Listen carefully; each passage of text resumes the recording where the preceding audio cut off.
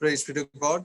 We give all glory and honor to our living God once again in our lifetime for what He has done thus far. Uh, we are in the 199th Kodambakam Zoom Bible study meeting. God has brought us thus far. Ebenezer. We give all glory and honor to our living God. We welcome all of you in the glorious name of our Lord and Savior, Jesus Christ. We also welcome on behalf of the Kodambakam Christian Brethren Assembly and the GLM Bookshop Ministries in Chennai. To begin with, let us start with a word of prayer. For the opening prayer, I request Brother Jebraj from Edil Nagar to open with a word of prayer. Over to Edil Nagar near Perambur, Brother Evangelist Jebraj in Chennai. ஜெபம். நேசிக்கும் நல்ல ஆண்டவரே, கர்த்தாவே, இந்த அருமையான மாலை வேளைக்காக நன்றியோடு துதிக்கின்றோம், சோத்திருக்கின்றோம். கர்த்தாவே, இந்த ஜூம் மூலமாக ஆண்டவரே இந்த மீட்டிங் நடத்துவதற்கு குளப்பாக்கம் சபையிலே கர்த்தாவே இந்த சகோதரன் சந்தோஷம் அவர்களுக்காக துதிக்கின்றோம். ஆண்டவரே, அவர்களுக்கு இந்த தரிசனத்தை கொடுத்து ஆண்டவரே இந்த ஊழியத்தை நிறைவேற்ற முடியாத கிருபை கொடுத்து அதற்காக நன்றி செலுத்துகின்றோம். ஏறக்குறைய 199 நாட்கள் நடத்த ஆண்டவரே பரிசுத்த ஆவியானவர் அனுக்கிற செய்தியில் அதற்காக துதிக்கின்றோம். ஆண்டவரே நாளையும் கூட பாடக்கூடிய பாடங்களுக்கு ஆசீர்வதித்து தரப்பதற்காக துதிக்கின்றோம். உடைய வார்த்தையை கர்த்தாவே எங்களுக்கு ஆசீர்வதித்து தரப்பதற்காக துதிக்கின்றோம். உடைய வார்த்தையை கொடுக்கிற நம்முடைய மகனுக்காக செபிக்கின்றோம். செய்திகளுக்கு செவலுக்காக செபிக்கின்றோம். ஆண்டவரே நாளையும் கூட ஆண்டவரே அவருடைய இருக்கிற அந்த பாடத்தை ஆண்டவரே கர்த்தாவே என்னுடைய வாழ்க்கையும் கர்த்தாவே கேட்கிறவர்களாக மட்டுமில்லை கை கொள்ளக்கூடிய அந்த கிருபை தரும்படியாக செபிக்கிறோம். இந்த ஜூம்ல இணைந்து இருக்கிற நம்முடைய பிள்ளைகளுக்காக துதிக்கின்றோம். இணைய போற பிள்ளைகளுக்காக செபிக்கின்றோம். சரியான நேரத்தில் வந்து கர்த்தாவே இதை இணைந்து வரத்தக்கதாக உதவி செய்யும். முடிந்தமாக நம்முடைய பரிசுத்த ஆகிய ஆளுகையும் பிரசனம் இருந்து நம்முடைய நாமத்தை ஆண்டவரே இதை மகிமைப்படுத்துவதற்காக துதிக்கின்றோம். ஆண்டவரே இந்த நெட்வொர்க்லாம் அந்த நம்முடைய உடைய வார்த்தை கர்த்தாவே ஒவ்வொரு பிள்ளைகளுக்கும் தெளிவான நிலையில கேட்க தடையில்லாமல் கேட்க நீ கர்த்தாவே தடைகளை நீக்கி உடைய கிருபையை விளைவுபடுத்துவதற்காக துதிக்கின்றோம். துதியான யாவையும் உமக்கே சேர்த்துக்கொண்டோம். லட்சியரும் மீட்பதுமாகிய கர்த்தராகிய இயேசு கிறிஸ்து நாமத்தில் ஜெபங்கேடும் பிதாவே, ஆமென்.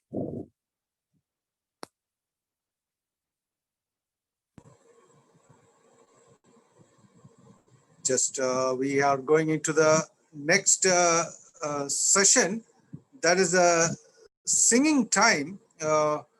We are blessed with songs so much in our spiritual life, so that we give all glory and honor to our living God through the songs.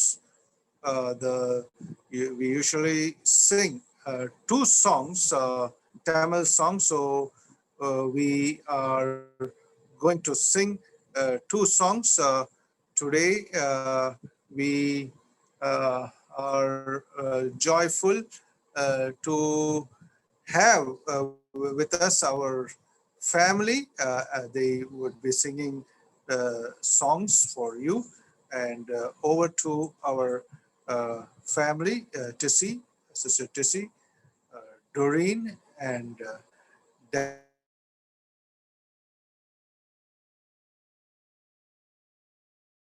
Darren. Over to.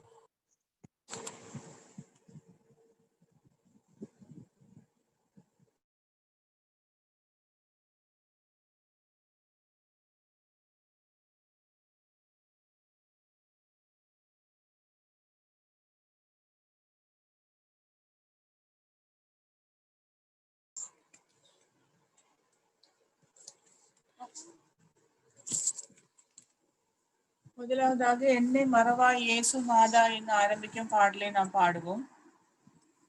என்னை மறவாய் இயேசு நாதா.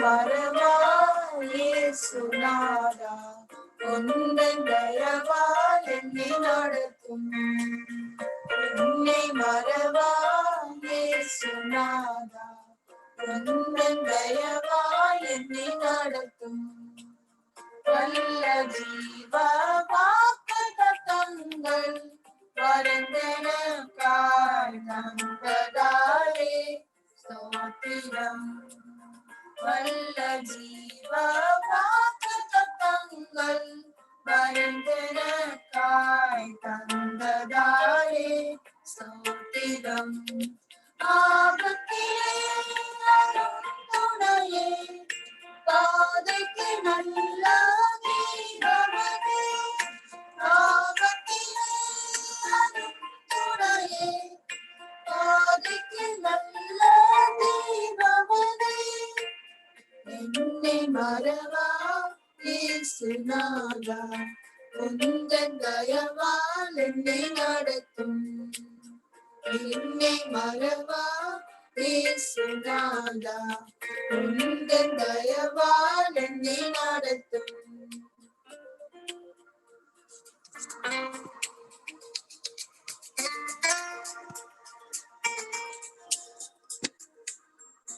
பயப்படாதே பலம் வரத்தாலே பாதுகாப்பேன் என்றதாலே ஸ்தோத்திரம் பயப்படாதே பலம் வரத்தாலே பாதுகாப்பேன் என்றதாலே ஸ்தோத்திரம் பாசம் வைத்ததினால் பறிக்க இயலாதே வரும் என்னை பாசம் வைத்ததினால் பறிக்க இயலாதே வரும் என்னை மறவா இயேசுநாதா உந்தன் தயவால் என்னை நடத்தும் என்னை மறவா இயேசுநாதா உந்தன் தயவால் என்னை நடத்தும்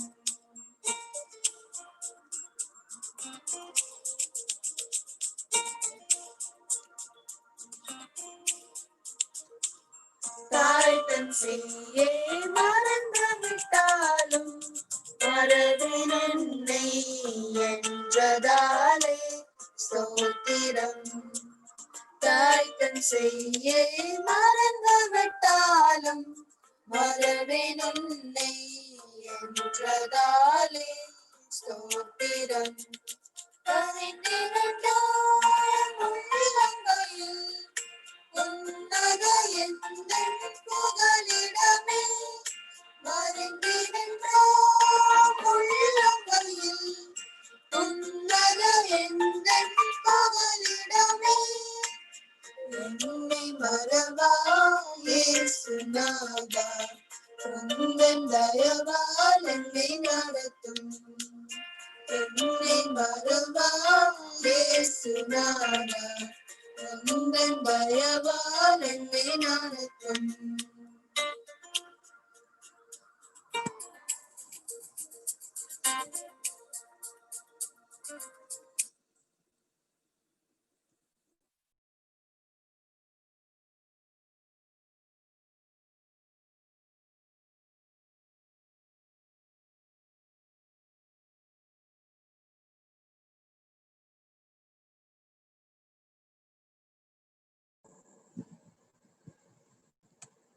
Praise be to God. We thank for the first song by my family.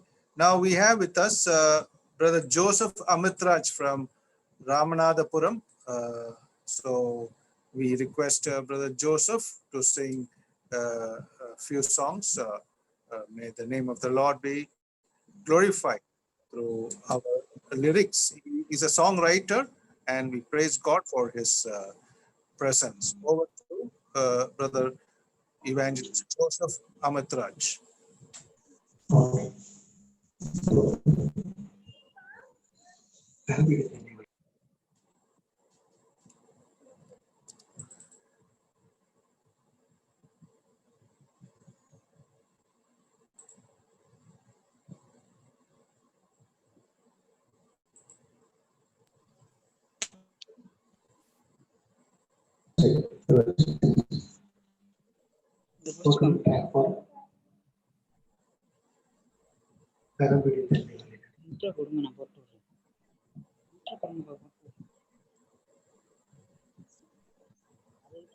கர்த்தருடைய நாமம் மகிமைப்படுவதாக.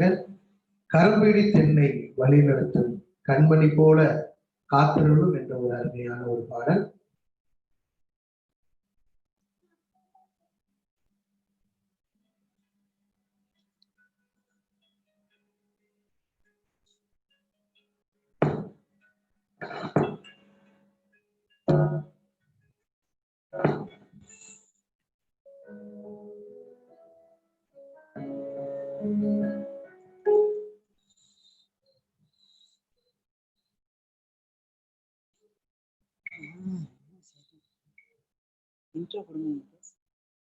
ஒரு நிமிஷம் இந்த ட்ராக் ரெடி ஆகிட்டு 1 minute. ஆண்டவர் கர்த்தரின் மேய்ப்பராய் இருக்கிறார், நான் தாழ்ச்சி அடையேன் என்று சங்கீதக்காரன் சொன்ன அந்த அர்த்தமுடைய ஒரு பாடல். கரம்பிடி தென்னை வழிநடத்தும் கண்மணி போல காத்தருளும்.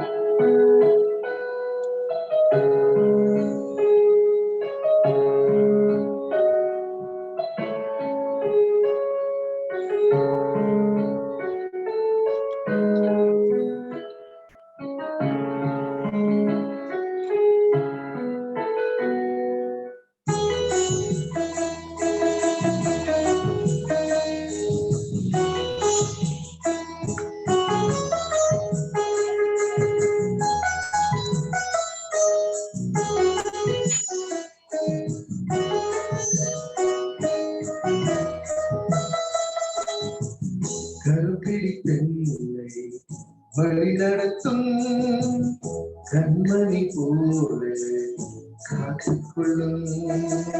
கருப்பிடி தென்னை வழி நடத்தும் கண்மணி போல காத்துக்கொள்ளும். கரையில்லா வாழ்வழித்து கரையில்லா வாழ்வழித்து பரிசுத்த பாதையில் நடத்தி செல்லும். கரம் பிடித்து வழி நடத்தும் கண்மணி போல காத்துக்கொள்ளும்.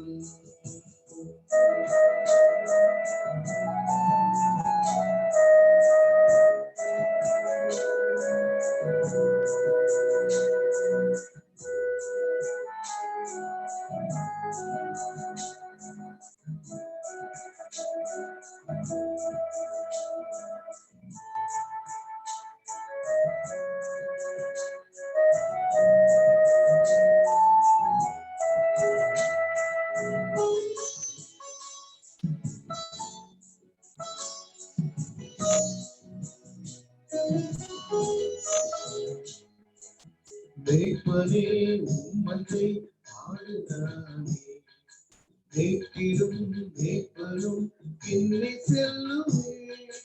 மேய்ப்பனே உம்மன்றை ஆடுதானே, மேய்ப்பிலும் மேய்ப்பலும் பின்னே செல்லுமே.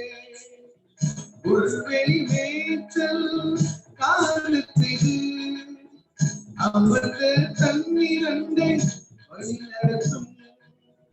உள்வெளி மேய்ச்சல் காலத்திது அமர்ந்த தண்ணீரண்டை வழி நடத்தும். உன் கோலினை கொண்டு என் பாதை மாற்றும். கரம் பிடித்து வழி நடத்தும் கண்மணி போல காத்துக்கொள்ளும்.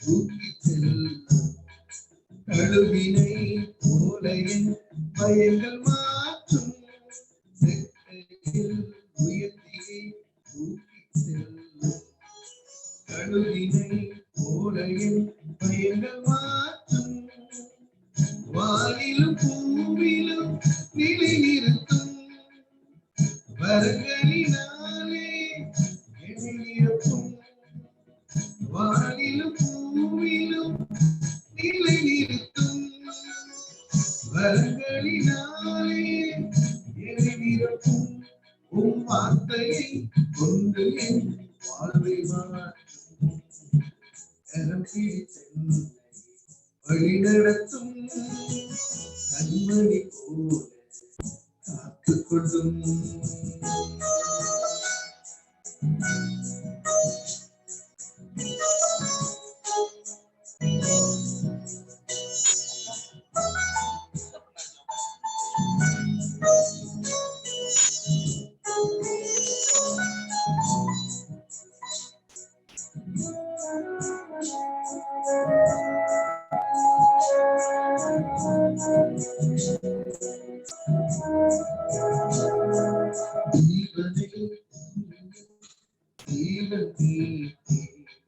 ஜீவிக்கும் நாளெல்லாம் உம்மில் வாழுவே ஜீவனை தந்து என் ஜீவன் நீக்கி ஜீவிக்கும் நாளெல்லாம் உம்மில் வாழுவே தோள்களில் என்னை சுமந்து செல்லும் தோழரை போல அன்பு செய்யும் தோள்களில் என்னை சுமந்து செல்லும் தோழரை போல அன்பு செய்யும் அழைப்பிடும்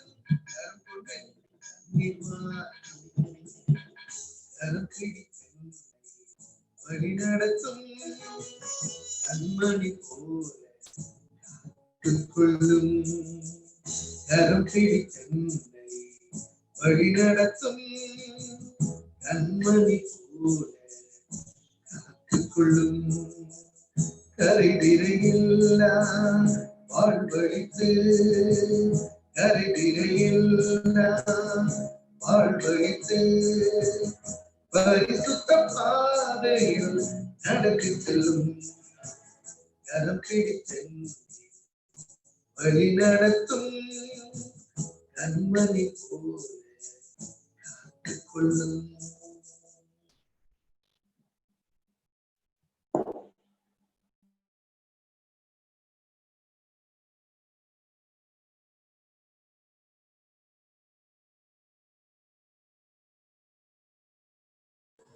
Thank you, brother.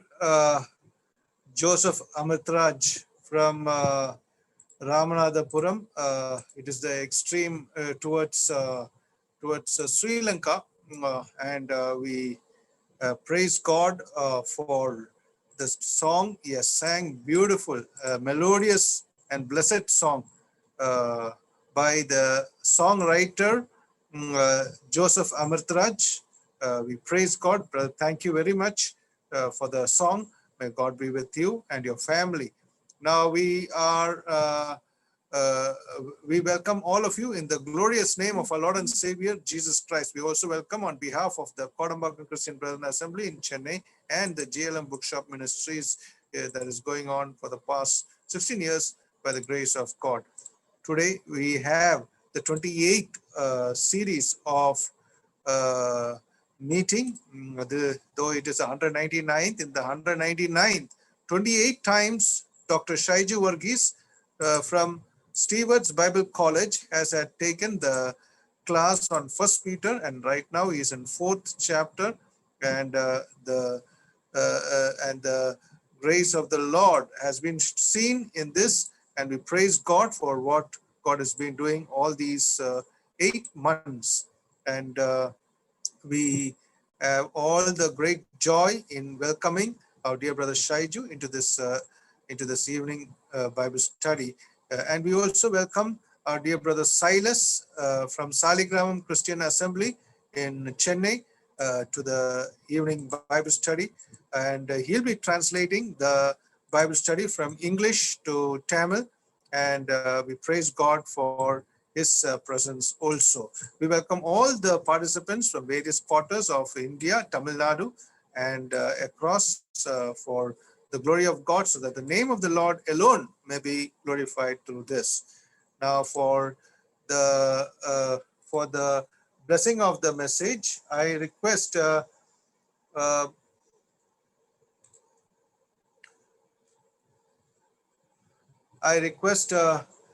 brother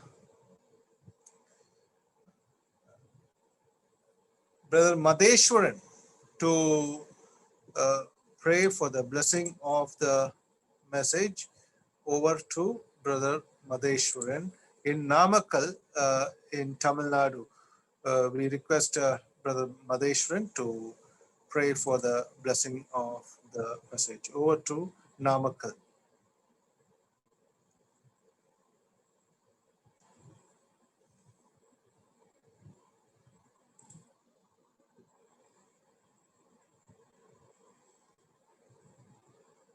We request elderly brother Ramalingam, the elder of Madurai Gospel Hall.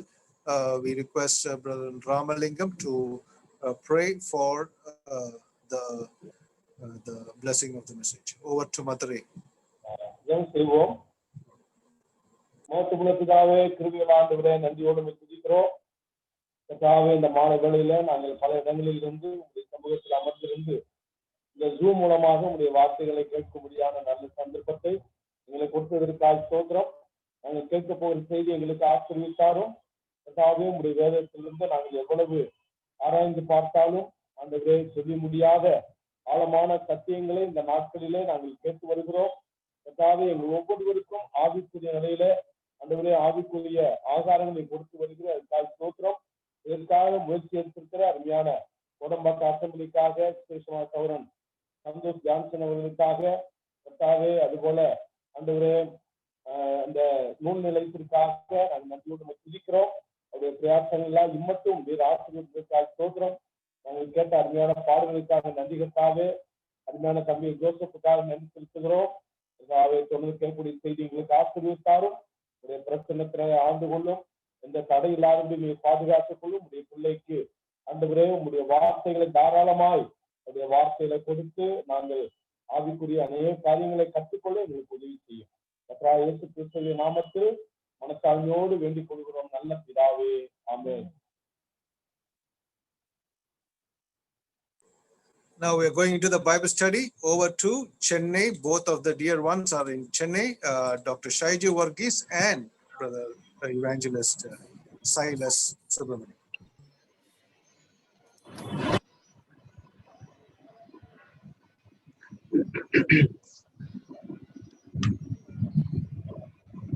May the name of the Lord be glorified. கர்த்தருடைய நாமம் மகிமைப்படுவதாக. I thank the Lord for this another opportunity to be with you this evening. இன்னொரு முறை கூட உங்கள் மத்தியிலே இருக்கும்படியாக தேவன் தந்த வாய்ப்புக்காக நன்றி செலுத்துகிறேன்.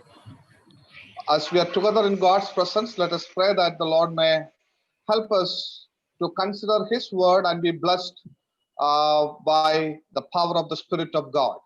ஆகவே தேவனுடைய சமூகத்தில் அமர்ந்திருக்கக்கூடிய அந்த வேளையிலே நாம் தேவனுடைய வசனத்தை அங்கே சிந்திக்கும் பொழுது கர்த்தர் தாமே நம்மோடு கூட பேசும்படியாக அவருடைய ஆசீர்வாதம் நம்மேல் தங்கும்படியாக ஜெபத்தோடு கூட நாம் அமர்ந்திருப்போம்.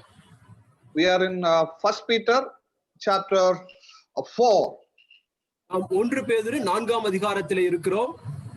And we have been reading through verses 1 to 9 in the last session.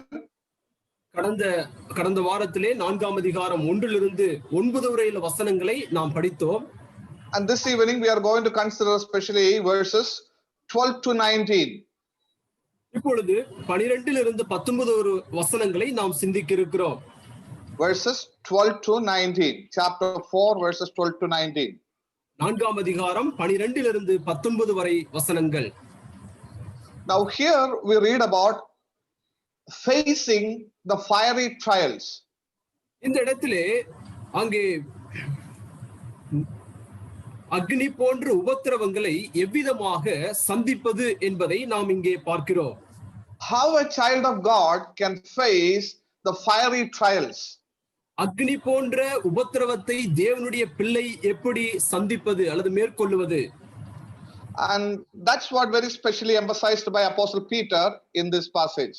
இந்த பகுதியிலே அப்போஸ்தலனாகிய பேதுரு அதைதானே வலியுறுத்தி இங்கே குறிப்பிடுகிறார். Now we know that the word suffering and the related words are almost used 21 times in this epistle. இந்த நிருபத்திலே அதாவது உபத்திரவம் அதை சார்ந்த வார்த்தைகள் ஏறக்குறைய 21 முறை பயன்படுத்தப்பட்டுள்ளது. That means Peter has lot to speak about suffering. அதிலிருந்து நாம் அறிவது என்னவென்றால் பேதுரு இந்த உபத்திரவத்தை குறித்து அதிகமாக இங்கே சொல்லுவதுதான்.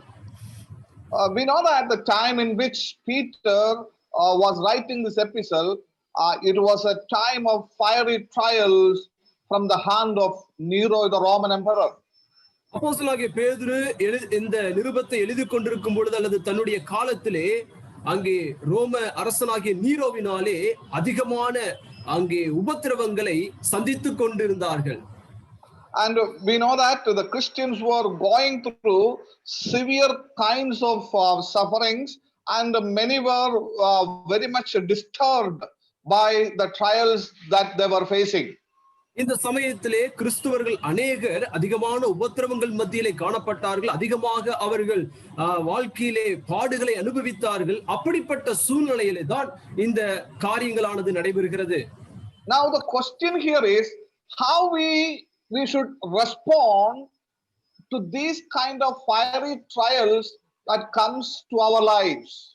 ஆனால் இங்கே கேள்வி என்னவென்றால் நம்முடைய வாழ்க்கையிலே வரக்கூடிய இப்படிப்பட்ட அக்னி போன்ற இந்த பாடுகளை எவ்விதமாக நாம் மேற்கொள்வது? And that is what very specially emphasized in this passage. அதுதான் இந்த பகுதியிலே வலியுறுத்தி சொல்லப்பட்டுள்ளது. Now let us read a few verses 12 to 15. 12 15 வரையில வசனங்களை நாம் படிப்போம். பிரியமானவர்களே, உங்களை சோதிக்கும்படி உங்கள் நடுவில் பற்றி எரிகிற அக்னியை குறித்து ஏதோ புதுமை என்று திகையாமல் கிறிஸ்துவின் மகிமை வெளிப்படும் பொழுது நீங்கள் கலிகூர்ந்து மகிழும்படியாக அவருடைய பாடுகளுக்கு நீங்கள் பங்காளிகளானதால் சந்தோஷப்படுங்கள். நீங்கள் கிறிஸ்துவின் நாமத்தின் நிமித்தம் நிந்திக்கப்பட்டால் பாக்கியவான்கள். ஏனென்றால் தேவனுடைய ஆவியாகிய மகிமையுள்ள ஆவியானவர் உங்கள் மேல் தங்கி இருக்கிறார். அவர்களாலே தூஷிக்கப்படுகிறார், உங்களாலே மகிமைப்படுகிறார். ஆதலால் உங்களில் ஒருவனும் கொலை பாதகனாயாவது, திருடனாயாவது, பொல்லாங்கு செய்தவனாயாவது, அந்நிய காரியங்களில் தலையிட்டு கொண்டவனாயாவது பாடுபடுகிறவனாய் இருக்கக்கூடாது. Now from this important passages we are going to ask 3 questions and answer these 3 questions. இந்த முக்கியமான இந்த பகுதியிலிருந்து 3 கேள்விகளை நாம் கேட்டு அதற்கு நாம் பதில் சொல்ல இருக்கிறோம். As we ask these 3 questions and answer these 3 questions, it will enable us to really understand how to face the fiery trials in our lives. இந்த 3 கேள்விகளை கேட்டு அதற்கு நாம் பதில் சொல்லும் பொழுது உண்மையாலுமே அது நம்முடைய வாழ்க்கையிலே இந்த அக்னி போன்ற பாடுகளுக்குள்ளாக செல்லக்கூடிய நமக்கு அது மிகவும் அங்கே நம்மை உற்சாகப்படுத்தக்கூடிய ஒன்றாக காணப்படும். The first question is, முதலாவது கேள்வி, how to react in the midst of suffering.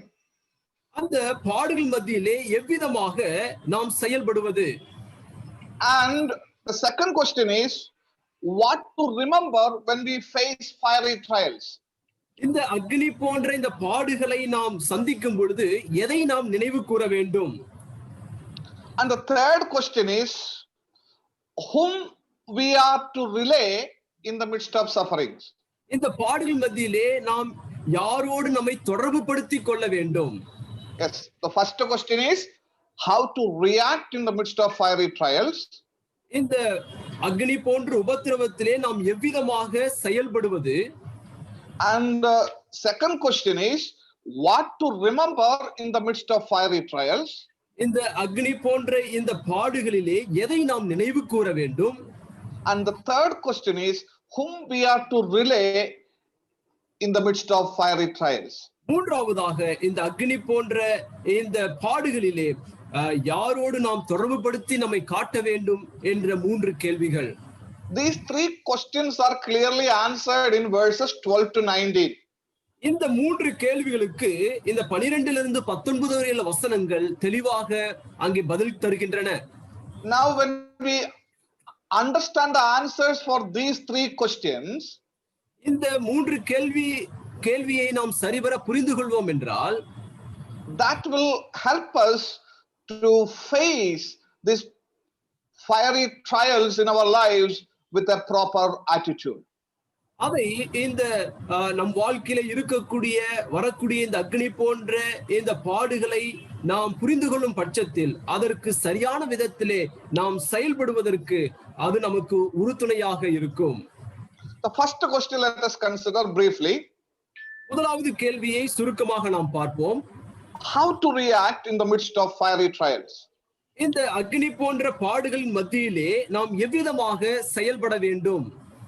And 2 things are emphasized here. 2 காரியங்கள் இங்கே வலியுறுத்தி சொல்லப்பட்டுள்ளது.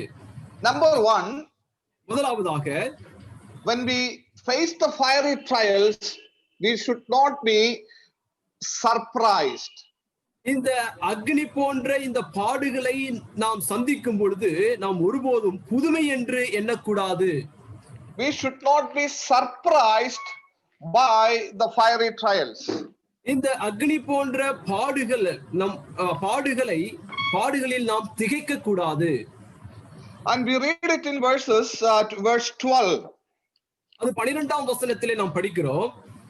There he makes it very clear that when the fiery trials comes to you, you should not be surprised. உங்கள் நடுவில் பற்றி எரிகிற அக்னியை குறித்து ஏதோ புதுமை என்று திகையாமல். And now see, we know that many times when these kind of trials comes in our life, the first response is being surprised. இப்படிப்பட்ட பாடுகள் நம்மை சந்திக்கும் பொழுது முதலாவது நம் வாழ்க்கையில வருவது என்ன தெரியுமா? இந்த திகைப்பு. And we think that, oh, why it is so? I can't believe this is happening in my life. ஏன் இவ்விதமாக என் வாழ்க்கையில் நடக்கிறது, நான் இதை எதிர்பார்க்கவில்லையே என்பதுதான் முதலாவதாக நம் மனதில் வருகிறது. Now when it comes into the life of believers during those days, they were going through the painful kind of sufferings. ஆனால் முதல் நூற்றாண்டு அங்கே விசுவாசிகளை பார்க்கும் பொழுது அவர்கள் வலி நிறைந்த அங்கே சோதனைக்குள் தான் அவர்கள் கடந்து சென்றார்கள். And we know that most of the kind of persecution was involved fire, and they were burned at the stake. அநேக இந்த பாடுகளானது அவர்களை அங்கே சோதனைக்குள்ளானது அவர்கள் நெருப்பிலே அங்கே சுடப்பட்டார்கள். And that's the reason why Apostle Paul is using the word fiery trial here. அதனாலே தான் அப்போஸ்தலனாகிய பேதுரு அக்னி போன்ற பாடு என்று இந்த இடத்திலே குறிப்பிடுகிறார். Because many believers were burned alive. ஏனென்றால் அநேக விசுவாசிகள் உயிரோடு எரிக்கப்பட்டார்கள். And now Apostle Peter says, even if such a fiery trials comes into your life, you should not be surprised. இப்பொழுது பேதுரு சொல்லுகிறார், உங்கள் வாழ்க்கையிலே இது போன்ற அக்னி போன்ற பாடுகள் வரும் பொழுது அதை குறித்து திகையாமல் இருங்கள் என்று சொல்லுகிறார். Yes, Christians should not be shocked when you face such kind of painful trials. இப்படிப்பட்ட பாடுகளை அங்கே கிறிஸ்துவன் அனுபவிக்கும் பொழுது அதை குறித்து நாம் புதுமை என்று திகைக்க கூடாது. And many times we face such kind of situations where we are mostly shocked when we face the sufferings. அநேக சமயத்திலே இப்படிப்பட்ட பாடுகளை நாம் கடந்து செல்லும் பொழுது நாம் திகைத்து விடுகிறோம். Now I just want to bring an example to understand this concept which is mentioned by Peter. பேதுருவினாலே இங்கு சொல்லப்பட்டுள்ள இந்த கருத்திற்கு ஒரு உதாரணத்தை உங்களுக்கு முன்பதாக கொண்டு வர நான் விரும்புகிறேன். Yes. Now let us consider our Christian life as a classroom, in a classroom. நம்முடைய கிறிஸ்துவ வாழ்க்கையை ஒரு வகுப்பறையாக நீங்கள் அங்கே பாவித்துக் கொள்ளுங்கள். And God is the instructor in that school room. அந்த வகுப்பறையிலே நம்முடைய தேவன் அங்கே ஒரு ஆசிரியராக அல்லது ஆலோசகராக அங்கே இருக்கிறார். All right, we are in a school room. God is the instructor there. நாம் அங்கே ஒரு வகுப்பறையில் இருக்கிறோம், ஆண்டவர் அங்கே ஒரு ஆசிரியராக இருக்கிறார்.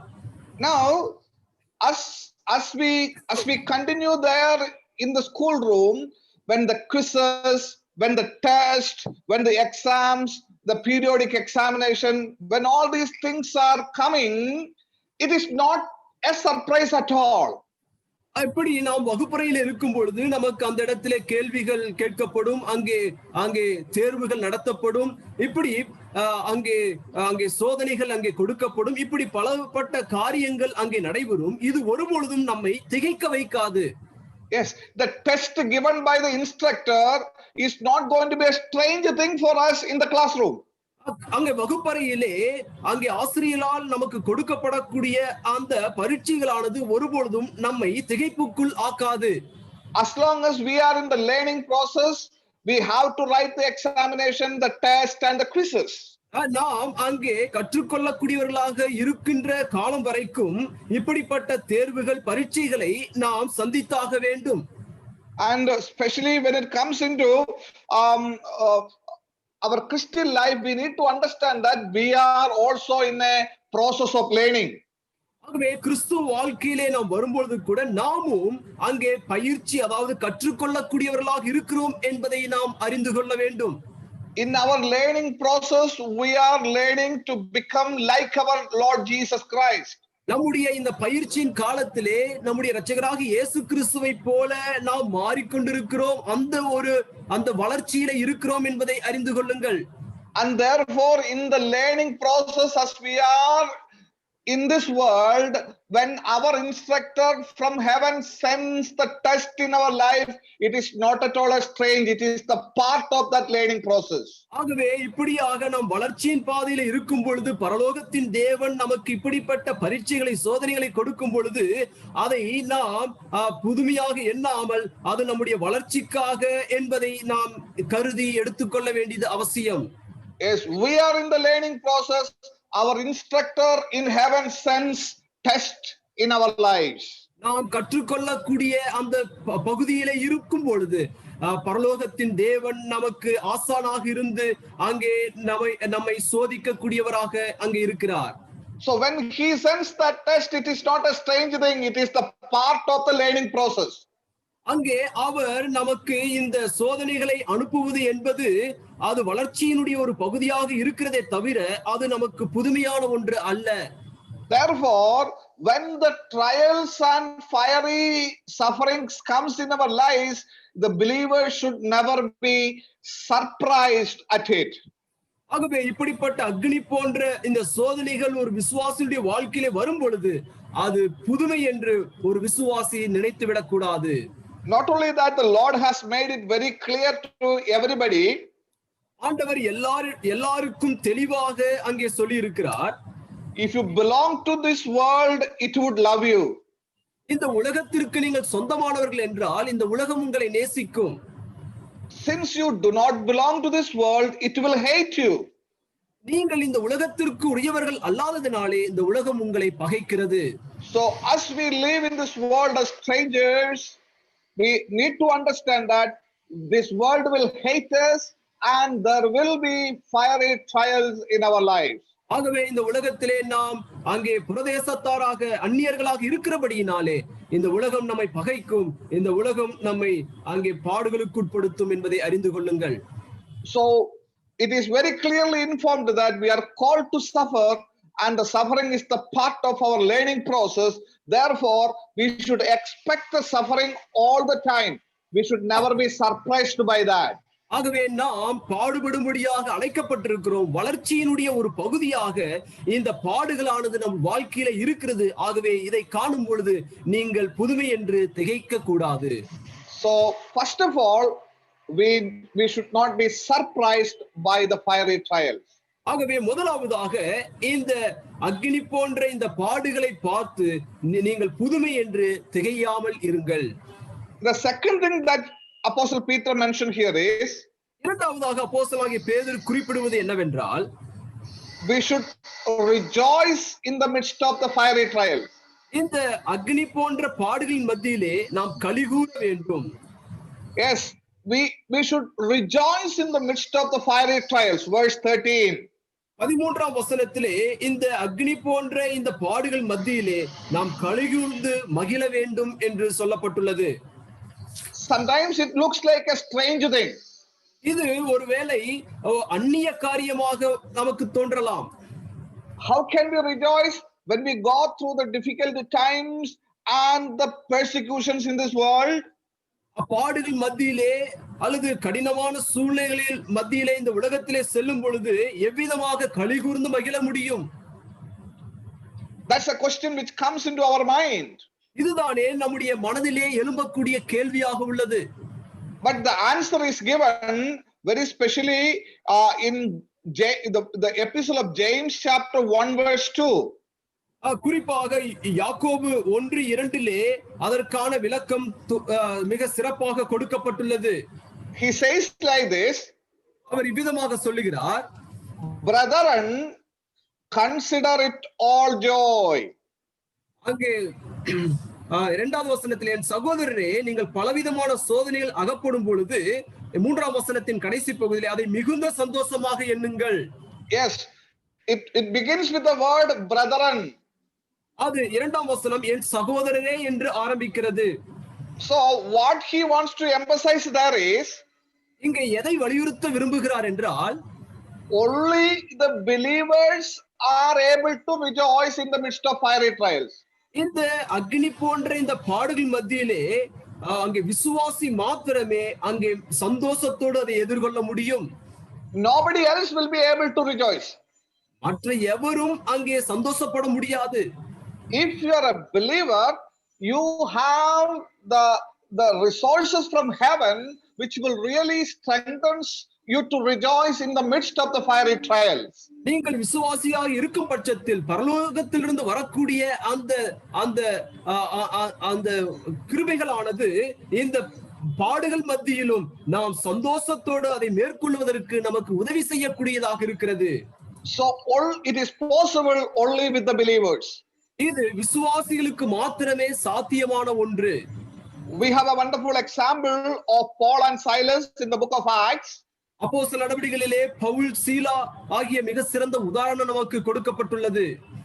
And when they were in the prison, அவர்கள் சிறைச்சாலையில் இருக்கும் பொழுது they were praying and singing hymns unto the Lord. தேவனுக்கு நேராக அங்கே பாடல் பாடி அங்கே மகிமைப்படுத்தினார்கள். Yes, they were singing songs with joy when they were in the prison. அவர்கள் சிறைச்சாலையில் இருக்கும் பொழுது தேவனை நோக்கி பாடல் பாடி சந்தோஷப்பட்டார்கள். Now, if you want to understand the suffering of Paul and Silas, then you need to understand the condition of the prison in which they were. Pavul சீலா இவர்களுடைய பாடுகளை நீங்கள் அறிந்து கொள்ள வேண்டும் என்றால் அந்நாட்களிலே சிறைச்சாலையினுடைய அந்த சூழ்நிலை எவ்விதமாக இருந்திருக்கும் என்பதை அறிந்திருக்க வேண்டும். And we know that when you look at today's prisons, இன்றைய கால சிறைச்சாலை நீங்கள் பார்க்கும்போது they have all the facilities there. எல்லா வகையான வசதிகளும் அங்கு இருக்கிறது. TV to watch, அங்கே பார்ப்பதற்கு டிவி இருக்கிறது. playground to play, அங்கே விளையாடுவதற்கு அங்கே இடங்கள் இருக்கிறது. nice meals, அங்கே மிக அருமையான உணவுகள் கொடுக்கப்படுகிறது. nice birds, நல்ல படுப்பதற்கான அங்கே படுக்கைகள் இருக்கிறது. So that is the condition of the prisons today. இதுதானே இன்றைய கால சிறைச்சாலையினுடைய சூழ்நிலையாக இருக்கிறது. So now singing song from such a condition is not a problem. இப்படிப்பட்ட சூழ்நிலையிலிருந்து அங்கே அதாவது பாடுவது என்பது எந்த ஒரு பிரச்சனைக்குரிய ஒன்று அல்ல. But when Paul and Silas was in the prison, the situation, the condition was not like today's. ஆனால் பவுலும் சீலாவும் இருந்த சிறைச்சாலை என்பது இப்பொழுது இருந்த சூழ்நிலையை போன்றது அல்ல. It was a dark dungeon. அது மிகவும் இருட்டான நெருக்கமான ஒரு இடமாக இருந்தது. All sorts of dirty things will be around. அவர்களை சுற்றிலும் எல்லா வகையான அழுக்கான காரியங்களும் இருந்தது. bathrooms and everything will be dirty, and there will be no access into it. அங்கே குளிப்பதற்கான அறைகள் எல்லாம் இருந்தது. ஆனால் அவைகள் அனைத்தும் அழுக்கானதும் அதை பயன்படுத்துவதற்கு எந்த விதத்திலும் பிரயோஜனமற்றதாகவும் காணப்பட்டது. There will be ants around, the rats around. அங்கே அவர்களை சுற்றி இந்த எலிகள் மற்றுமுள்ள அங்கே பூச்சிகள் எல்லாம் இருந்தது. And it was a very, very bad and difficult circumstances in which they were put into. அவர்கள் மிக மிக மோசமான ஒரு சூழ்நிலையிலே தான், அப்படிப்பட்ட ஒரு இடத்திலே தான் அவர்கள் அங்கே வைக்கப்பட்டிருந்தார்கள். And from such a situation, அப்படிப்பட்ட சூழ்நிலையிலிருந்து it is hard to sing song. பாடுவது என்பது மிக கடினமான ஒன்று. Sometimes when you sing songs, others will call you as mad. நீங்கள் அவ்விதமாக பாடும் பொழுது மற்றவர்கள் நீங்கள் பைத்தியக்காரர்கள் என்று சொல்லுவார்கள். Because such was the condition there. ஏனென்றால் அப்படிப்பட்ட சூழ்நிலை தான் அங்கே நிலவியது. But even in the midst of such adverse situation, Paul and Silas rejoiced in the Lord and sang hymns to the Lord. அப்படிப்பட்ட சூழ்நிலையிலும் கூட பவுலும் சீலாவும் கர்த்தருக்குள் மனமகிழ்ச்சியோடு பாடல்களை அங்கே பாடினார்கள். My dear brothers and sisters, என்னுடைய அருமையான சகோதர சகோதரிகளே, that's what the Lord is expecting from us. இதைதானே ஆண்டவர் நம்மிடத்திலிருந்து எதிர்பார்க்கிறார். We need to rejoice even in the midst of our fiery trials that is there for our lives. நம்முடைய வாழ்க்கையில் இருக்கக்கூடிய அக்னி போன்ற அந்த பாடுகள் மத்தியிலும் நாம் கர்த்தருக்குள் மகிழ்ந்து பாட வேண்டும் என்று ஆண்டவர் எதிர்பார்க்கிறார். We should never be surprised or shocked by it. Instead, we need to rejoice in the Lord. இதை கண்டு நீங்கள் திகைக்க கூடாது, மாறாக தேவனுக்குள் நீங்கள் மகிழ்ச்சி கொள்ள வேண்டும். How much are we able to react in this way towards the trials, fiery trials that are coming to our lives? நமக்கு எதிராக வரக்கூடிய இந்த அக்னி போன்ற பாடுகளுக்கு எதிராக எவ்விதமாக நாம் செயல்படக்கூடியவர்களாக இருக்கிறோம். So think about ourselves very genuinely in the presence of the Lord. தேவனுடைய சமூகத்திலே உண்மையாலுமே நம்மை நாமே நிதானித்து பார்ப்போம். How to react in the midst of fiery trials? அக்னி போன்ற பாடுகள் மத்தியிலே எவ்விதமாக நாம் செயல்படுவது? Two things. Number one, இரண்டு காரியங்கள். Do not be surprised at it. Number two, rejoice in the midst of it. முதலாவது, அதை கண்டு திகைக்க கூடாது. இரண்டாவது, அதன் மத்தியிலே நாம் அங்கே கலிகூர்ந்து மகிழ வேண்டும். Now let us consider the second question. இப்பொழுது இரண்டாவது கேள்வியை நாம் பார்ப்போம். The second question is what to remember as we face the fiery trials in our lives. நம்முடைய வாழ்க்கையிலே அக்னி போன்ற பாடுகளுக்குள்ளாக செல்லும் பொழுது எதை நாம் நினைவு கூற வேண்டும்? And there are several things to mention here, but according to the timing, briefly we will consider those things. அங்கே அநேக காரியங்கள் சொல்லப்பட்டுள்ளது, ஆனால் நேரத்தை மனதில் கொண்டு சில காரியங்களை மட்டும் சுருக்கமாக சொல்லுகிறேன். Okay, what are the things we need to really remember as we face sufferings in each of our lives? நம் வாழ்க்கையிலே வரக்கூடிய இந்த பாடுகள் மத்தியிலே எதை நாம் நினைவு கூற வேண்டும்? Yes, we are the people prone to forget. நாம் இயல்பாகவே மறக்கக்கூடியவர்களாக இருக்கிறோம். And that's the reason why Psalmist says, forget not. அதனாலே தான் சங்கீதக்காரர் சொல்லுகிறார், மறவாமல் இருங்கள் என்று சொல்லுகிறார். Yes, we usually forget the things. நாம் இயல்பாகவே மறக்கக்கூடியவர்களாக இருக்கிறோம். Especially when we suffer, we forget so many things. குறிப்பாக நாம் பாடுகள் அனுபவிக்கும் பொழுது நாம் மறக்கக்கூடியவர்களாக இருக்கிறோம். That's the reason why we are not able to rejoice in the midst of our trials. அதனாலே தான் பாடுகள் மத்தியிலே நம்மால் கலிகூர்ந்து மகிழ முடிவதில்லை. So if we remember these things that are highlighted by Apostle Peter here in the midst of our trials, பாடுகள் அதாவது அப்போஸ்தலனாகிய பேதுரு இங்கே மேற்கோள் காட்டக்கூடிய இந்த காரியங்களை நாம் அங்கே கவனிக்கும் பொழுது, if we remember it in the midst of our trials, நம்முடைய பாடுகள் மத்தியிலே இவைகளை நீங்கள் நினைவு கூறுவீர்கள் என்றால், that will surely help us to rejoice in the midst of fiery trials. உண்மையாலுமே அது நாம் அக்னி போன்ற இந்த பாடுகள் மத்தியிலே நாம் கலிகூர்ந்து மகிழும்படியாக அது செய்யும். So what to remember? எதை நினைவு கூற முடியும் வேண்டும்? Number one, முதலாவதாக in verse 13, 13வது வசனத்திலே, remember that it is a privilege to suffer for Christ. கிறிஸ்துவுக்காக பாடுபடும்படியாக கொடுக்கப்பட்ட அல்லது நாம் பங்காளிகளானதால் சந்தோஷப்படுங்கள் என்று சொல்லுகிறார். Yes, it's a privilege. Remember that it's a privilege to suffer for Christ. கிறிஸ்துவுக்காக பாடுபடுதல் என்பது ஒரு ஸ்லாக்கியமான ஒன்று. Yes, dear brothers and sisters, we need to understand that as we go through the sufferings, we are participating in the suffering of our Lord Jesus Christ. அருமையான சகோதர சகோதரியே, நீங்கள் பாடுகள் மத்தியிலே பாடுகளுக்குள்ளாக செல்லும் பொழுது நீங்கள் கர்த்தராகிய இயேசு கிறிஸ்துவின் பாடுகளுக்கு பங்காளிகளாக இருக்கிறீர்கள் என்பதை நினைவு கூறுங்கள். And it's our privilege to suffer for Christ. கிறிஸ்துவுக்காக பாடுபடுதல் என்பது ஸ்லாக்கியம் உள்ள ஒன்றாக இருக்கிறது. And in Philippians chapter 1 verse 29 we read, பிலிப்பியர் 1:29 விதமாக படிக்கிறோம். yeah, it's our privilege and it's our calling to suffer for him. அவருக்காக நாம் பாடுபடும்படியாக அழைக்கப்பட்டிருக்கிறோம். அது நம்முடைய ஸ்லாக்கியம் என்று சொல்லப்பட்டுள்ளது. Yes, the Lord has given us the needed grace to believe in him and to get saved. In the same way, he also gives us the needed grace to suffer for his name.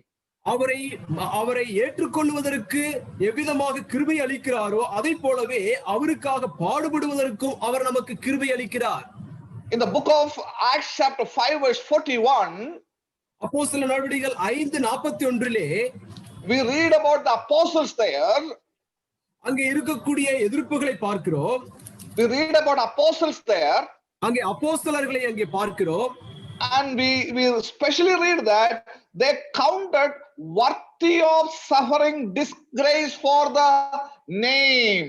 அங்கே படிக்க 41வது வசனம், அவருடைய நாமத்துக்காக தாங்கள் அவமானம் அடைவதற்கு பாத்திரராக எண்ணப்பட்டபடியினால் என்று அங்கே சொல்லப்பட்டுள்ளது. Yes, they counted them as worthy for the suffering with our Lord Jesus Christ. அங்கே இயேசு கிறிஸ்துவோடே அவமானம் அடைவதற்கு பாத்திரராக எண்ணப்பட்டபடியால் என்று அங்கே சொல்லப்பட்டுள்ளது.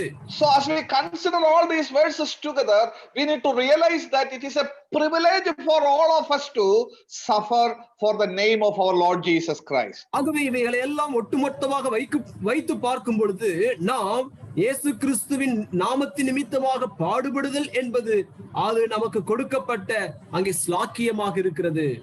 So one thing that I want to make very clear this evening is, ஒரு காரியத்தை இந்த மாலை வேளையிலே தெளிவாக சொல்லுவது என்னவென்றால், many Christians do not have sufferings in their life because they do not look like Jesus Christ. அநேக விசுவாசியுடைய வாழ்க்கையிலே பாடுகள் இல்லாமல் இருப்பதற்கு காரணம் என்னவென்றால் அவர்கள் இயேசு கிறிஸ்துவை போல இல்லாததினாலே தான். Yes, keep that very specially in our mind. இதை மிக சிறப்பாக உங்கள் மனதிலே வைத்துக் கொள்ளுங்கள். If you are a person who doesn't have any suffering in your life, நீங்கள் எந்த ஒரு பாடுகளும் அனுபவிக்காத மனிதனாக நீங்கள் இருப்பீர்கள் என்றால், yes, that means you do not look like your master. நீங்கள் உங்கள் எஜமானனை போல காணப்படவில்லை என்பதுதான் அதனுடைய அர்த்தம். Bible makes it very clear that every disciple's ultimate goal and desire is to be like his master. ஒவ்வொரு சீஷனுடைய வேதத்திலே பார்க்கும்போது ஒவ்வொரு சீஷனுடைய குறிக்கோளும் ஒவ்வொரு சீஷனுடைய விருப்பமும் தன்னுடைய எஜமானனை போல மாறுதல் என்பதே. Our master suffered for righteousness. நம்முடைய எஜமான் நீதி நிமித்தமாக பாடுபட்டார். In the same way, his disciples also should consider it as a privilege to suffer for Christ and to be treated like our master in this world. இந்த உலகத்திலே நம்முடைய எஜமானனுக்காக இந்த விதத்திலே பாடுகளை அனுபவிக்கும்படியாக அங்கே அவர்கள் ஏற்றுக்கொள்வது அவ்விதமாக அனுபவிப்பது அவர்கள் மேல் விழுந்த கடமையாக ஸ்லாக்கியமாக இருக்கிறது. When you are treated like master, make sure that be glad about the fact that yes, it is a privilege for me. உங்கள் எஜமானனை போல நீங்கள் நடத்தப்படுவீர்கள் என்றால் அப்பொழுது அதை குறித்து சந்தோஷப்படுங்கள், ஏனென்றால் இது என்னுடைய ஸ்லாக்கியம் என்று. So my dear brothers and sisters, என்னுடைய அருமையான சகோதர சகோதரிகளே, remember that it is a privilege for us to suffer for Jesus Christ. கர்த்தராகிய இயேசு கிறிஸ்துவுக்காக அங்கே பாடுபடுதல் என்பது நம்முடைய ஸ்லாக்கியமாக இருக்கிறது. That brings the real joy into our hearts. இது உண்மையாலுமே நம்முடைய இருதயத்திலே உண்மையான சந்தோஷத்தை கொண்டு வருகிறது. The second thing to remember here, இரண்டாவதாக நாம் நினைவு கூற வேண்டியது, remember that we are going to be rewarded at the coming of Christ for our suffering. கர்த்தராகிய இயேசு கிறிஸ்துவினுடைய வருகையின் பொழுது நம்முடைய பாடுகளுக்காக நாம் அங்கே வெகுமதியை பெறக்கூடியவர்களாக இருக்கிறோம் என்பதை நினைவு கூறுங்கள். Yes, we are going to be rewarded for our suffering at the coming of our Lord Jesus Christ. கர்த்தராகிய இயேசு கிறிஸ்துவினுடைய வருகையின் பொழுது நம்முடைய பாடுகளுக்காக நாம் அங்கே வெகுமதிகளை பெறப்போகிறோம் என்பதை நீங்கள் நினைவில் வைத்துக் கொள்ளுங்கள். We read it very specially in verse 13. அதை 13ஆம் வசனத்திலே நாம் படிக்கிறோம். So one thing we need to understand here is Christ's second coming is not just for the judgment. இயேசு கிறிஸ்துவினுடைய அந்த வருகையானது நம்முடைய நியாய தீர்ப்புக்காக மாத்திரமல்ல. Instead, Christ's coming is going to be a time of reward for the faithful believers. உண்மையுள்ள விசுவாசிகளுக்கு இயேசு கிறிஸ்துவினுடைய வருகையானது அது வெகுமதி அளிக்கக்கூடிய ஒன்றாக காணப்படும். Christ is going to reward us. கிறிஸ்து நமக்கு வெகுமதிகளை அளிக்கப் போகிறார். One of the major reason by which the Lord is going to reward you is how you have suffered in the name of the Lord Jesus Christ. இப்படிப்பட்ட வெகுமதிகளிலே மிக முக்கியமான ஒரு வெகுமதியாக இருக்க போவது கிறிஸ்துவுக்காக நீங்கள் எவ்விதமாக பாடுகளை அனுபவித்தீர்கள் என்பதற்காக கொடுக்கப்பட போகிறது. Yes, that was made very clear when our Lord Jesus was here on this earth. அதை இயேசு கிறிஸ்து இந்த பூமியிலே இருக்கும் பொழுது மிக தெளிவாக அதை சொன்னார். When he was speaking to James and John in chapter 10 of Mark 35 to 38. Mark 10ஆம் அதிகாரம் 38வது வசனத்திலிருந்து நாம் பார்க்கும் பொழுது அங்கே யாக்கோபோடு யோவானோடும் ஆண்டவர் அங்கே பேசுகிற அந்த சம்பாஷணையிலே, and they were trying to get whatever they asked from the master. தங்கள் எஜமானிடத்திலிருந்து என்ன கேட்கிறார்களோ அது தங்களுக்கு கிடைத்து விட வேண்டும் என்று சொல்லி அவர்கள் நினைத்தார்கள். And they were asking that one want to sit at your right and another one to sit at his left in your glory. அவருடைய மகிமையிலே ஒருவர் இடது பக்கத்திலும் இன்னொருவர் வலது பக்கத்திலும் உட்கார வேண்டும் என்று சொல்லி அங்கே கேட்கிறார்கள். Then the Lord Jesus asked them a question. அப்பொழுது ஆண்டவராக இயேசு கிறிஸ்து அங்கே கேள்வி கேட்கிறார். Can you drink the cup I drink? நான் அங்கே பருகும் குடிக்கும் பாத்திரத்தில் உங்களால் குடிக்க முடியுமா? Can you be baptized with the baptism I am baptized with? நான் அங்கே பெறப்போகிற அந்த ஞானஸ்தானத்திலே நீங்களும் ஞானஸ்தானம் பண்ண முடியுமா? Yes, as we consider this cup and the baptism that Jesus was talking about, he was talking about his suffering. அந்த இடத்திலே அங்கே பாத்திரம் அந்த ஞானஸ்நானம் என்பது அங்கே அவருடைய பாடுகளை குறித்து அங்கே சொல்லிக் கொண்டு வருகிறார். So that was the question the Lord asked them. இந்த கேள்விதானே ஆண்டவர் இந்த இடத்திலே கேட்கிறார். Yes, are you really able to go through these sufferings that I am going to take? நான் பெறப்போகிற இந்த பாடுகளை உண்மையாலுமே நீங்கள் ஏற்றுக்கொள்ள முடியுமா? And even in the following verses in many other epistles and in many other books of the New Testament, அநேக நிருபங்களிலும் அநேக புதிய ஏற்பாட்டின் பக்கங்களிலும், then there the Lord speaks through his apostles about the need of suffering that the believers should go through in their lives. பகுதிகளிலே ஒரு விசுவாசி அங்கே அவசியமாக செல்ல வேண்டிய பாடுகளை குறித்து அங்கே வலியுறுத்தி சொல்லுகிறார். And in 1 Corinthians and in Revelation and in the Gospel of Matthew, அங்கே 1 கொரிந்தியர், வெளிப்படுத்தின விசேஷம், மத்தேயு சுவிசேஷம், and in all these places there the Lord really relate the suffering with the reward that he is going to bring in glory. அந்த பகுதிகளில் எல்லாம் பாடுகளோடு கூட மகிமையிலே அங்கே கொடுக்கப்படக்கூடிய வெகுமதியோடு அங்கே ஒப்பிட்டு சொல்லுகிறார். So as we come to this important point, one thing that we need to remember is, yes, we are going to be rewarded by Christ in the second coming for the suffering that we go through in this world. ஆகவே இந்த பகுதிகள் எல்லாம் நாம் அறிந்து கொள்வது என்ன, நம்முடைய இரட்சகர் மகிமையிலே வெளிப்படும் பொழுது நம்முடைய பாடுகளுக்காக நமக்கு கொடுக்கக்கூடிய வெகுமதியும் அங்கே இருக்கிறது என்பதை நாம் அறிந்து கொள்ள வேண்டும். And the third thing to remember here, மூன்றாவதாக நாம் நினைவு கூற வேண்டியது, remember that the Holy Spirit rest upon us during the time of our fiery trials. இந்த அக்னி போன்ற இந்த பாடுகள் சமயத்திலே பரிசுத்த ஆவியாகிய தேவன் நம்மோடு தங்கி இருக்கிறார் என்பதை அறிந்து கொள்ளுங்கள். Yes, remember that the Holy Spirit rest upon you in the midst of your fiery trials. இந்த அக்னி போன்ற பாடுகளின் மத்தியிலே மகிமையுள்ள பரிசுத்த ஆவியானவர் நம்மேல் தங்கி இருக்கிறார் என்பதை நினைவு கூறுங்கள். That is what we read very especially in verse 14. அதைதான் 14ஆம் வசனத்திலே சிறப்பாக படிக்கிறோம். Yes, now as the Spirit of God is resting on you in the midst of your trials, உங்களுடைய பாடுகள் மத்தியிலே தேவனுடைய ஆவியானவர் உங்கள் மேல் தங்கி இருக்கிற இந்த சமயத்தில் you have the opportunity to draw upon maximum power to face these trials that you are facing. நீங்கள் அனுபவிக்கக்கூடிய இந்த பாடுகளினுடைய எல்லை அல்லது உச்சத்திலே நீங்கள் அதை தாங்கிக் கொள்ளக்கூடிய சக்தி உங்களுக்கு உண்டு என்பதை அறிந்து கொள்ளுங்கள்.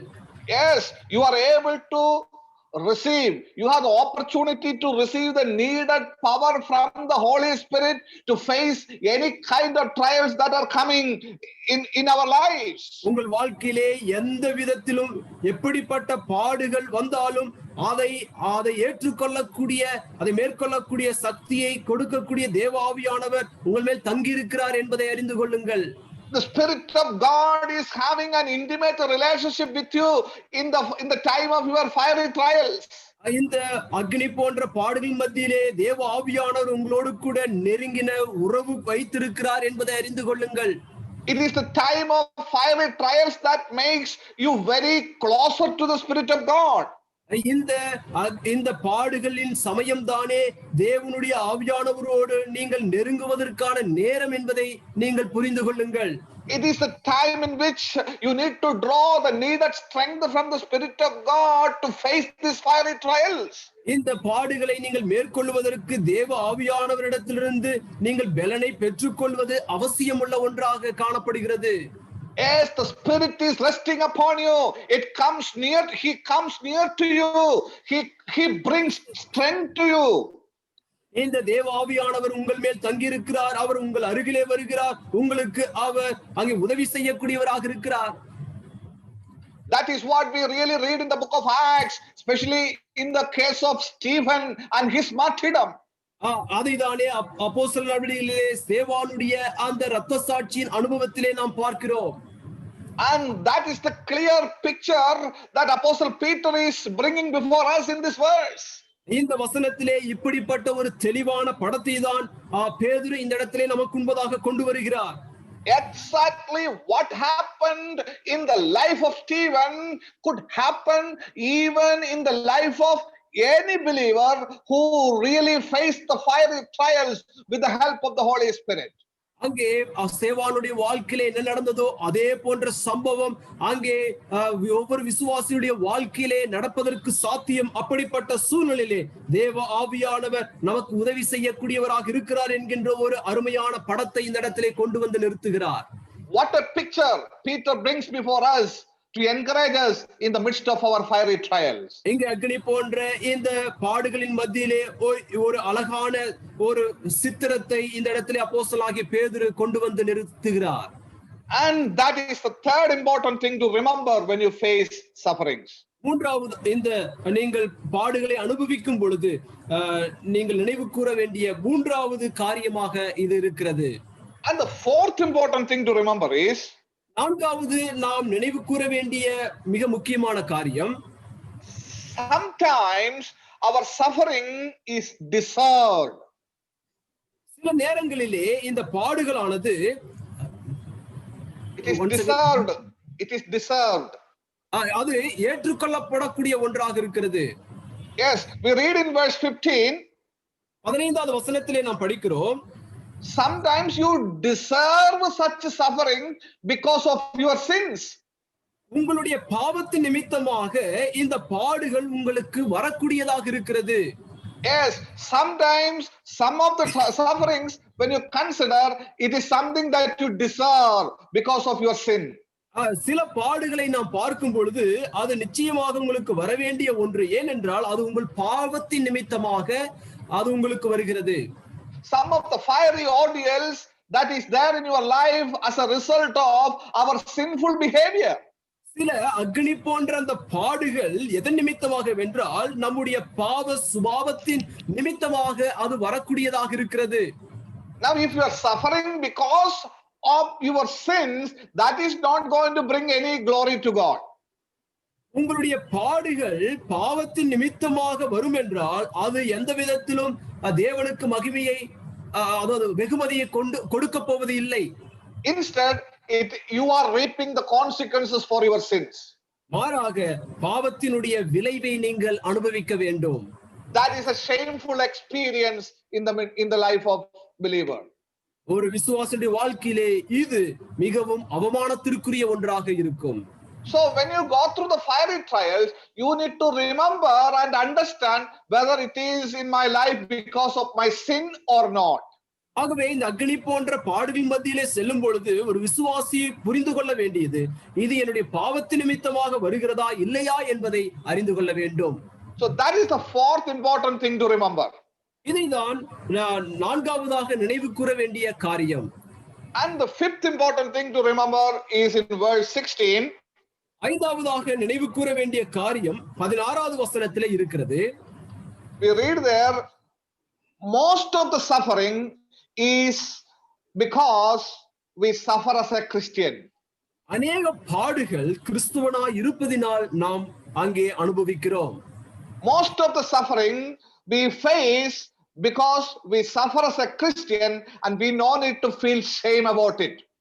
அநேக சமயத்திலே அநேக பாடுகள் நாம் கிறிஸ்துவர்களாய் இருப்பதினாலே அந்த பாடுகள் நமக்கு வருகிறது. அதன் நிமித்தமாக நாம் வெட்கப்பட வேண்டிய அவசியம் இல்லை. So Apostle Peter says there is a shameful kind of suffering as well as there is a suffering that is no need to be shameful on. ஆகவே இங்கே அப்போஸ்தலனாகிய பேதுரு வெட்கப்பட வேண்டிய பாடுகள் என்பது உண்டு. இரண்டாவதாக வெட்கப்படாத பாடுகள் என்று இரண்டு காரியத்தை இங்கே குறிப்பிடுகிறார். If you are suffering because of sin, you need to be ashamed. பாவத்தின் நிமித்தமாக நீங்கள் பாடுபடுவீர்கள் என்றால் அதன் நிமித்தமாக நீங்கள் வெட்கப்பட வேண்டும். If you are suffering as a Christian, you no need to be ashamed or feel shame about it. கிறிஸ்துவனாய் இருந்து பாடுபடும் போது அது நிமித்தமாக நீங்கள் வெட்கப்பட வேண்டியதில்லை. அதை அதற்காக நீங்கள் சந்தோஷத்தோடு அதை ஏற்றுக்கொள்ளுங்கள்.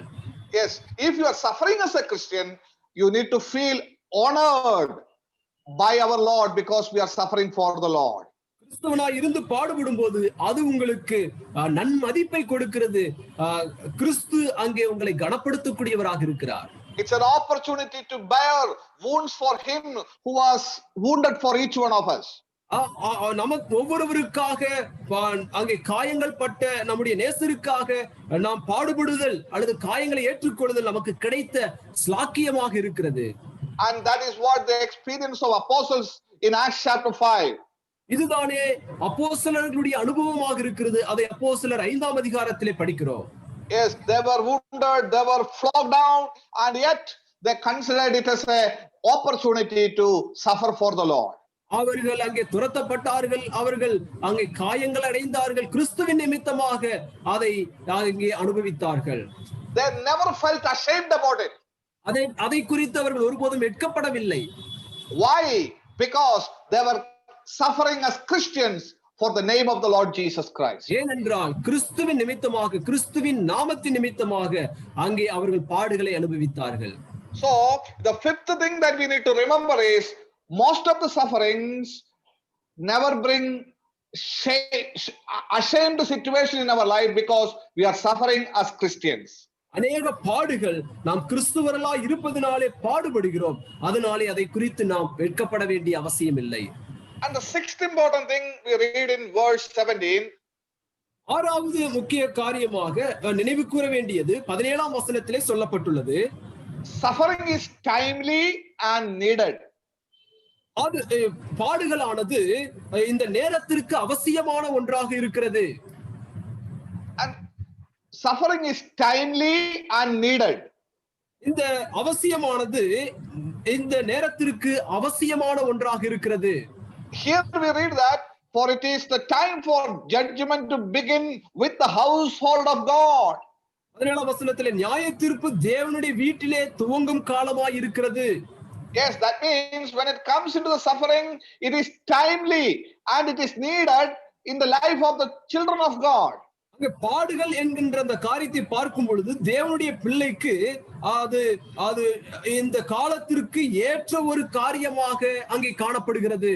In its time, the Lord sends the suffering because it is needed in the life of the believers to be purged and cleansed for the glory of God.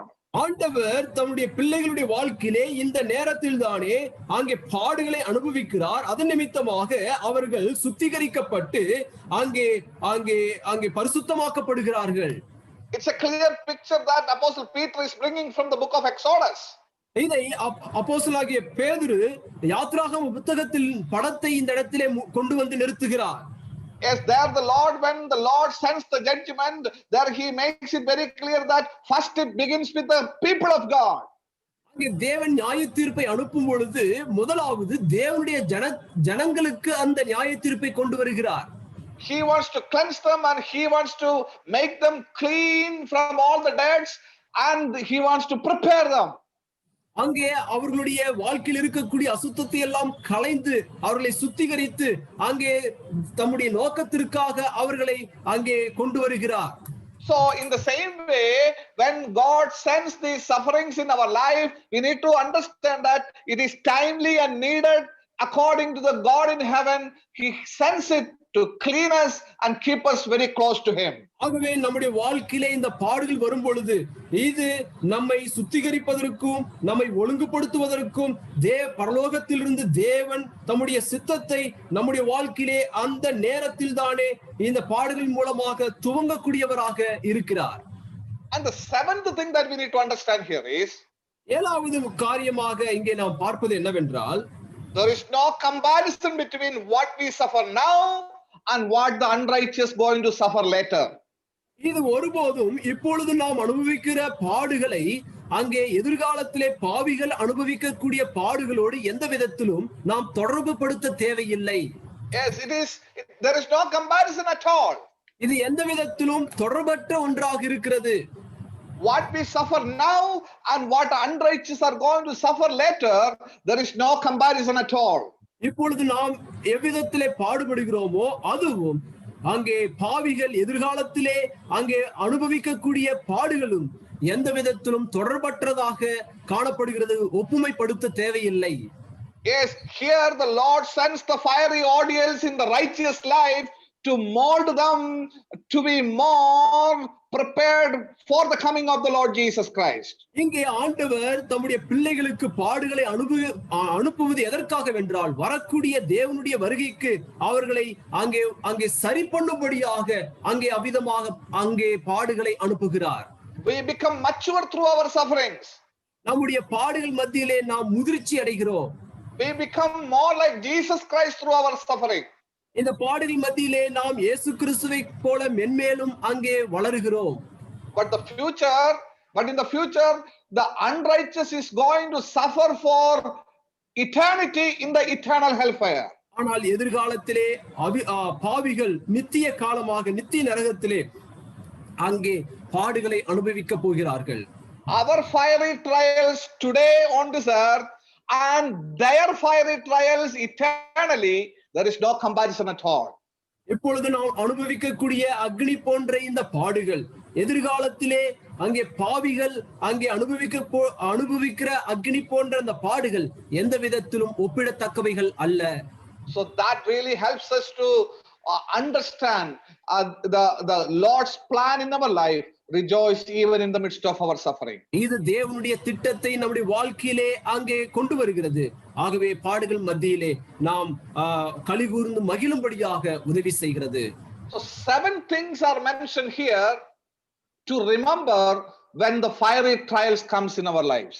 இந்த அக்னி போன்ற பாடுகள் நம் வாழ்க்கையிலே வரும் பொழுது இந்த 7 வகையான காரியங்கள் நாம் நினைவு கூறும்படியாக இந்த இடத்திலே சொல்லப்பட்டுள்ளது. The final question I will just briefly mention and conclude here. கடைசி கேள்வியை நான் சொல்லி சுருக்கமாக சொல்லி முடிவு செய்கிறேன். Whom we are to relay in the midst of fiery trials. இந்த அக்னி போன்ற பாடுகள் மத்தியிலே நாம் யாரோடு தொடர்பு படுத்தி கொள்ள வேண்டும்? We read in verse 19. அதை 19வது வசனத்திலே படிக்கிறோம். There we read that entrust your souls to the faithful Creator in doing what is right. தங்கள் ஆத்துமாக்களை உண்மையுள்ள சிருஷ்டிகர்த்தாவாகிய அவருக்கு ஒப்பு கொடுக்க கடவர்கள். Entrust. ஒப்பு கொடுங்கள். See here it is a binding term. இது ஒரு அங்கே ஒன்று சேர்க்கக்கூடிய ஒரு பதமாக இருக்கிறது. Binding. It is used for binding. Bank. வங்கியோடு தொடர்புடைய ஒரு வார்த்தையாக இருக்கிறது. Yes. So it means to deposit. அதனுடைய அர்த்தம் என்னவென்றால் அங்கே சேமிப்பது. That means depositing the treasure into the safe hands. அதாவது ஒரு பாதுகாப்பானவருடைய கையிலே அங்கே ஒப்புவித்தல் அல்லது சேமிப்பது. So one thing that we need to understand this evening is ஒரு காரியத்தை இந்த மாலை வேளையிலே நாம் அறிந்து கொள்ள வேண்டியது என்னவென்றால் when the fiery trials comes into our lives, அக்னி போன்ற பாடுகள் நம் வாழ்க்கையிலே வரும் பொழுது we need to deposit ourselves into the safe keeping hand of our heavenly Father. இந்த பாடுகள் மத்தியிலே நம்மை உண்மையோடு காக்கக்கூடிய அந்த சிருஷ்டிகர்த்தருடைய கையிலே நாம் நம்மை ஒப்பு கொடுக்க வேண்டும். Yes, that is what necessary in the life of each one of us. இதுதானே ஒவ்வொருடைய வாழ்க்கையில் இருக்கக்கூடிய அவசியமுள்ள காரியமாக இருக்கிறது. Yes, as we face the fiery trials in each of our lives, நம் ஒவ்வொருடைய வாழ்க்கையிலே இந்த அக்னி போன்ற பாடுகளை நாம் சந்திக்கும் போது we need to deposit, entrust ourselves into the safe keeping hand of the heavenly Father. பரலோகத்தின் தேவனுடைய கரத்திலே நம்மை பாதுகாக்கக்கூடிய அவருடைய கரத்திலே நம்மை நாமே அங்கே ஒப்பு கொடுக்க வேண்டும். That's the example of our Lord Jesus Christ, our master. அதுதானே நம்முடைய இரட்சகராகிய இயேசு கிறிஸ்துவினுடைய உதாரணமாகவும் இருக்கிறது. When he was suffering the cruel suffering on the cross, சிலுவையிலே மிக கொடுமையான பாடுகளை அவர் அனுபவித்துக் கொண்டிருந்த அந்த சமயத்தில் he deposited his soul into the hands of his Father. தன்னுடைய ஆத்துமாவை தன்னுடைய பிதாவினுடைய கரத்திலே அங்கே ஒப்பு கொடுத்தார். He cried out with a loud voice. அவர் உரத்த சத்தத்தோடு அங்கே கூப்பிட்டு, Father, into thy hands I commit my spirit. பிதாவே உம்முடைய கைகளில் என் ஆவியை ஒப்பு கொடுக்கிறேன். Oh, my dear brothers and sisters, our Lord Jesus is the example before us in the midst of our fiery trials. அக்னி போன்ற பாடுகள் மத்தியிலே நமக்கு முன்பதாக இருக்கக்கூடிய உதாரணம் நம்முடைய ஆண்டவராகிய இயேசு கிறிஸ்துவாக இருக்கிறார். Yes, even when we go through such kind of fiery trials, let us deposit ourselves into the safe keeping hand of our heavenly Father and let us rely on him. இப்படிப்பட்ட பாடுகள் மத்தியிலே நாம் கடந்து செல்லும் பொழுது நம்மை பாதுகாக்கக்கூடிய நம்மை ஸ்திரப்படுத்தக்கூடிய பரலோகத்தின் தேவனுடைய கைகளிலே நம்மை நாமே ஒப்பு கொடுப்போம். That brings the great joy in our lives, even in the midst of our fiery trials. இந்த பாடுகள், இந்த அக்னி போன்ற பாடுகள் மத்தியிலும் இது நமக்கு மிகுந்த சந்தோஷத்தை கொண்டு வரக்கூடியதாக இருக்கிறது. Think about ourselves.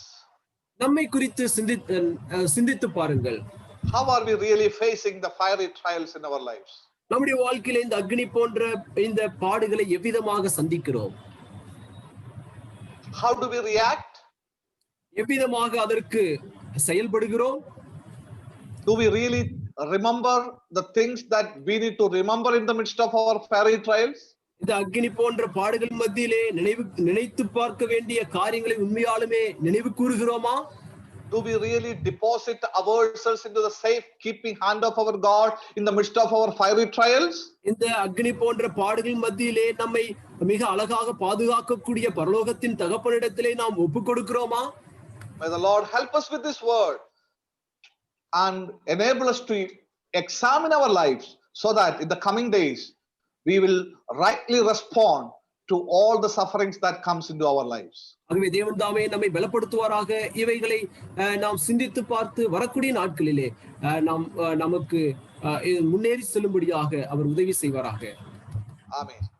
Amen. God, I request Brother Krivanandam from Kanikapuram Assembly to close in with the word of prayer. Before closing, we thank Brother Shaiju Varghese.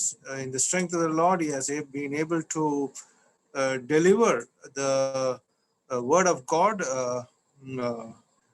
today evening, and we praise God for that.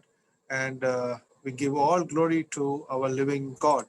And also we thank Brother Evangelist Silas from Saligram Christian Assembly for having been with us and translated it without failing. So many months, we praise God for both these two dear ones. And definitely my family, Tissy, Doreen, Darren, and Brother Evangelist from Ramanathapuram, Joseph Amitraj, for having sang the song. May the Lord bless all these dear ones, and definitely God would use you also, each one of you, and all the participants, whoever listens now and after, for the glory of God. These words that you are hearing are the light, the very light from God. The word is a light. It is a lamp to our feet and a light to our path. May the good Lord lead us and guide us according to his great will. Now, we are going to close the meeting with a word of prayer. We are going to have on Monday evening the 200th Kodambakam Zoom Bible study meeting, Thanksgiving meeting. It will be Brother Evangelist Santosh Thomas from Jamtara will be joining us, and we request all of you to encourage others, and you yourself prayerfully, please do come and join so that the name of the Lord would be glorified. We also have the testimony times and recaps of all the preachers and all the translators, singers, everything, so that then God's name will be glorified. With this, we are coming to the close of the evening program, and we request the evangelist, elder from Kanikapuram, Brother Krivanandam, to please close in with a word of prayer and benediction. Over to Brother Evangelist Krivanandam. நாம் ஜெபிக்கலாம்.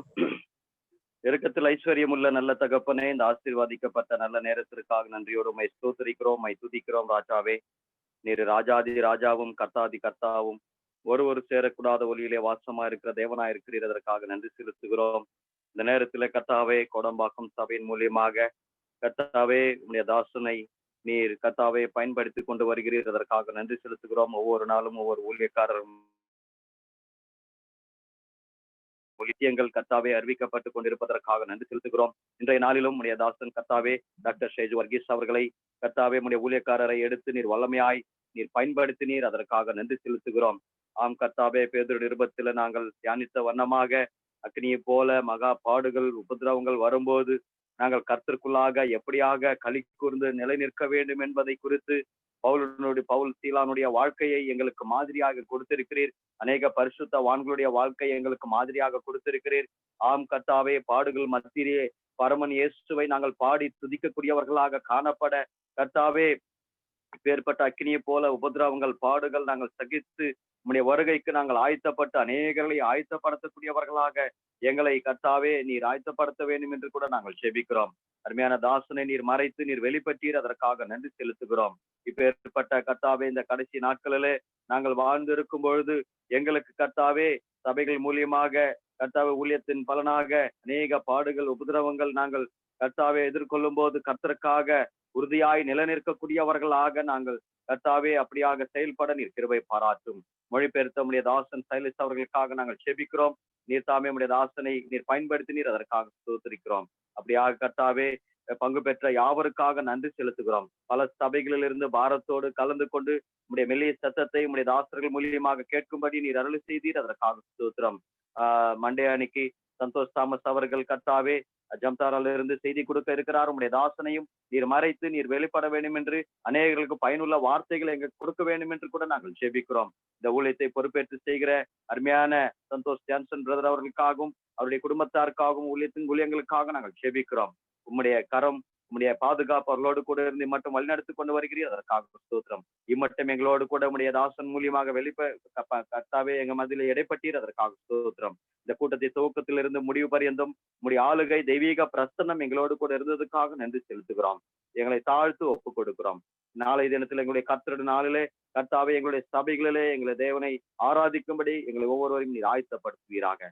இம்மட்டும் எங்களோட செய்திருக்கிற எல்லா உபகாரங்களையும் எண்ணி உண்மை ஸ்தோத்திரித்து துதிகன மகிமை எல்லாவற்றும் முக்கிய செலுத்தி எங்களை தாழ்த்து உம்முடைய நாமத்தை மட்டும் உயர்த்தி ரட்சகரும் மீட்பருமாயிருக்கிற இயேசு கிறிஸ்துவின் நல்ல நாமத்திலே ஸ்தோத்திரத்துடன் ஏறெடுக்கிறோம் ஜீவனுள்ள நல்ல பிதாவே.